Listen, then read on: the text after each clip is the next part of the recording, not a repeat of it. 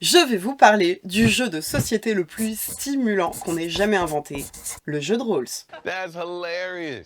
On s'assoit tous autour d'une table et on écrit les règles. On choisit dans quelle société on veut vivre. Sounds great. Mais sous voile d'ignorance. Voilà l'idée de Rawls. Rawls, en fait, il s'est attelé à repenser le contrat social dans une Amérique profondément divisée. Son pari, c'est que même quand on ne peut plus s'accorder sur ce qu'est le bien, on peut au moins s'accorder sur ce qu'est le juste. Mais pour ça, il faut le voile d'ignorance. En fait, si on a du mal à trouver un consensus social, c'est parce que, en règle générale, on n'arrive pas à se détacher de notre propre position. Évidemment que ça existe, des jeunes qui défendent les retraites, ou des végétariens qui défendent les éleveurs, ou des hommes féministes, ou des riches qui sont pour le rétablissement de l'ISF.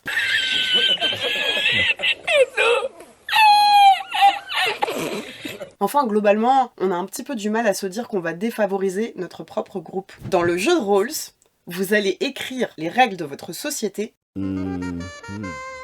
mais sans savoir qui vous êtes, sans savoir quelle carte vous allez tirer. Hommes, femmes, riches, pauvres, beaux ou laids, musulmans, hindous, chrétiens, vous ne savez pas du tout qui vous allez être. What? Vous ne connaissez même pas votre psychologie. What? Vous ne savez pas quelle va être votre conception du bien. What? Quel va être votre goût du risque. What? Quel va être votre niveau d'optimisme. Et vous ne connaissez pas non plus le contexte politique, économique et social de votre pays. Vous savez pas à quelle génération vous appartenez. Et c'est pourquoi vous allez choisir le maximine. C'est-à-dire, vous allez choisir la société où la pire situation possible est la moins terrible possible.